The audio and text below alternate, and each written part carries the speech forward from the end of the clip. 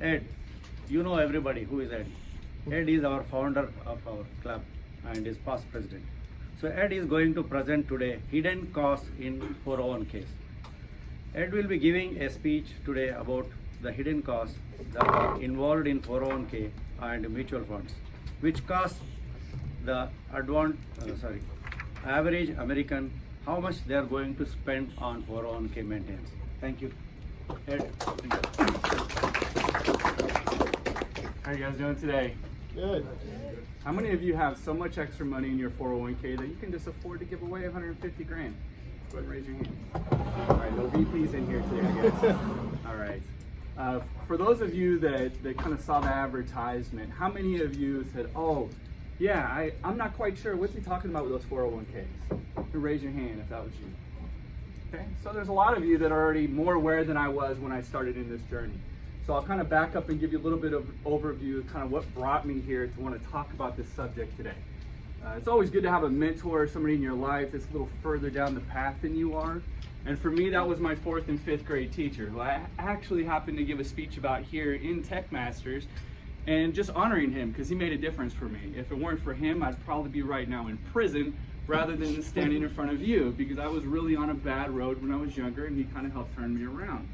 Well, about a year or two ago, he sent me a book, and he said, hey, Ed, I really wish I had read this book when I was your age.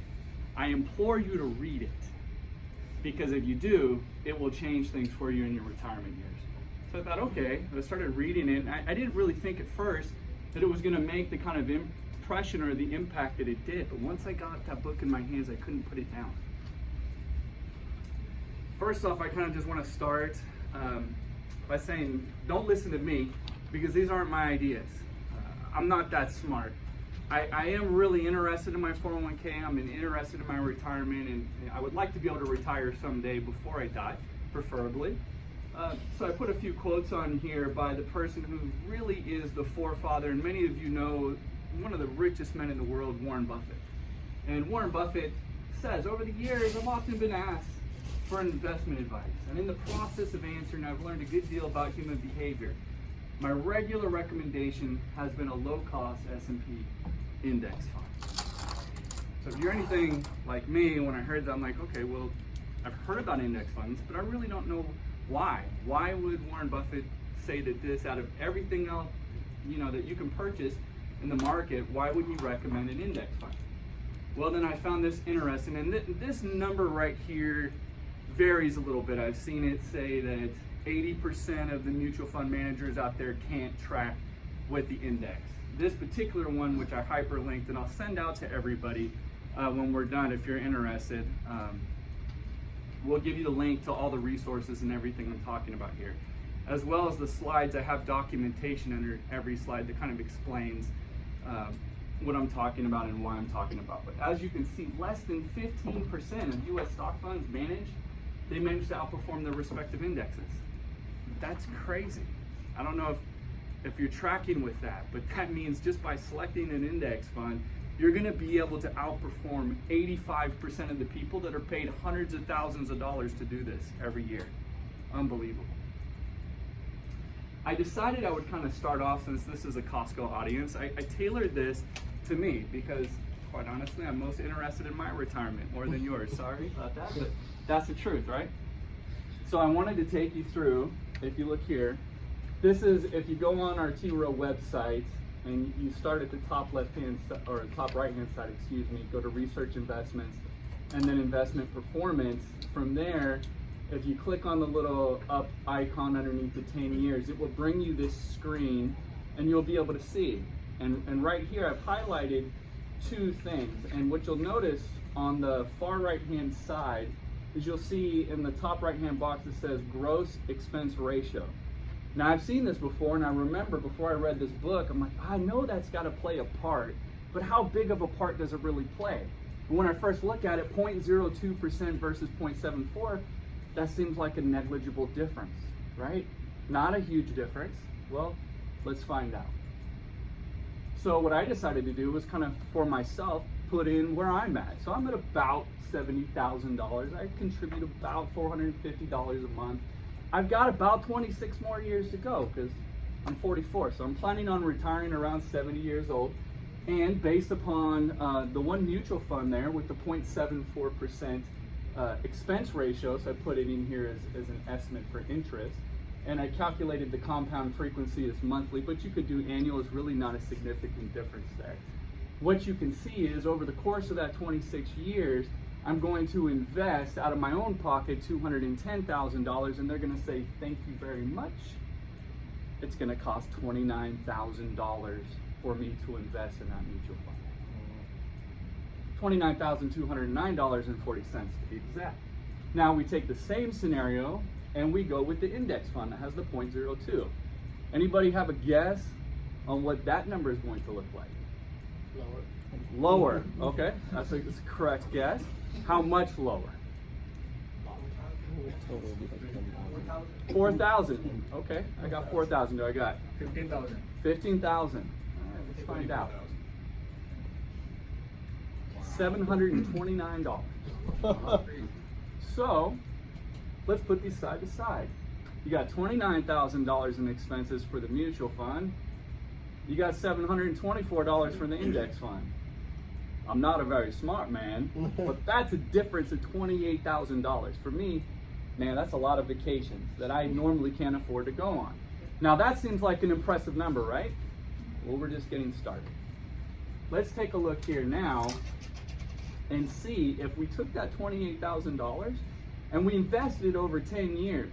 Because if you look at it, that's how long that return on 15.93%. So that index fund has averaged 15.93% over the last 10 years. So you take that money that I would have been giving to the hedge fund managers, because I'm just a generous guy, I've got extra money to give away. That, over time, $28,000 invested at that interest rate turns into $124,000. That's a rather large sum of money that, hey, I've just got extra money to throw around. No big deal. All right, so now we take these two differences here, and we take the 15.93% and the 10.44%, and we look at what they would make if I invested them or you invested them over a 10-year difference. So we see with the first one that it would yield $421,000, and the other one would yield $276,000.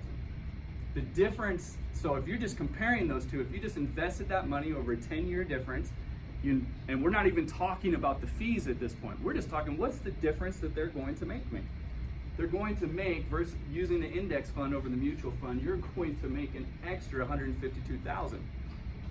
Now, how many of you know now you got 152 and 124? You're looking at close to $300,000 you just gave away because you happened to select the wrong thing. You didn't understand the difference between the expense ratio. So that, for me, that's a game changer. That was really huge. So I decided, hey, I went immediately into my 401k and I switched everything. And then I went to my wife's 401k. I'm like, sweet, there's the index funds. I switched that. And then I remembered, oh, wait a minute, my wife's got an IRA. So I went to her IRA. These were the expense ratios. There was no index funds. So this is a fund where we're paying somebody money to manage our retirement, and they won't even give us the option to purchase an index fund. Anybody care to wonder why that is? Because he wants me to fund his retirement, not mine. He's not a fiduciary agent. So for those of you that aren't familiar with fiduciary, that means if I'm a fiduciary financial planner, it means I have your interests more in mind than my own. So if you're paying somebody right now, it'd be really good to ask them, hey, are you willing to put down in paper that you're my fiduciary representative? If they're not willing to say that, it means they care more about their retirement than yours. Kind of a big deal. Here I was just kind of taking you through, kind of going, looking at where was Ed a few years ago. So this is where I was investing my money. I was thinking, hey, this is based upon, and you can see I've got lots of contributions here, but nothing else. Now compare that with just recently. So you see my contributions are still there, but there's these new things called dividends. Well, how about that? So in addition to having a lower fee, having a better return rate, they pay me. They give me dividends. I get money on top of that, which grows, and the compounding interest, you can imagine what that does over time. That is just, if you weren't already convinced, that would be reason enough right there. Now here, I'm just being transparent because I'm not claiming to be a financial advisor. I don't get paid to do it for a living. I'm just an average person like everybody else who managed to get a book from my 4th and 5th grade teacher that opened my eyes up.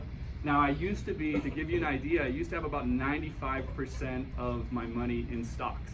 And one of the things in this book that I read about was he talked about purchasing bonds, and I thought, man, why would I want to purchase bonds? Because bonds don't really make very much money. However, there was a comment he made that was very revealing to me, and that was that if you don't purchase bonds, you're not giving yourself the ability to capitalize on awesome investments when the market starts to crash. Because if your money's all in stocks, what happens when the market crashes? All your money goes down, right? If you have money in bonds, now your bonds go up, your stocks go down. You can sell some of those bonds and be able to purchase some of those stocks at what? Lowest price. Then when the stock market starts to go up again, you sell some of those stocks and you start to purchase more bonds. I decided to provide you a few different resources. Now this one in particular, the Retirement Gamble by Frontline. So if you're thinking, this guy doesn't know what he's talking about, go watch this. Frontline did an investigative report on this, and they confronted financial advisors. And one of the things, the comments that struck me the most, is the guy who did the investigation said, where else would you be willing to put up 100% of the risk? You're putting up 100% of the money, you're taking 100% of the risk, and you're only getting 30% of the returns. This is what happens when you're investing in an average mutual fund versus an index fund. So, pretty huge. Any questions? Now, for those of you, I'm about to close up here. If you're like, okay, man, I gotta go check mine out. How do I do it? In this slide deck, I'm not gonna kind of go through it, but I've got some other ones on how you can go in and kind of walk you through where you click on to be able to change your, and I show you specifically, there's a few of the indexes in here, so in case you don't even know where to look, I've already kind of done the homework for you. Question, how do you factor in the historical growth in relation to the cost of running the fund or the stock into your overall return?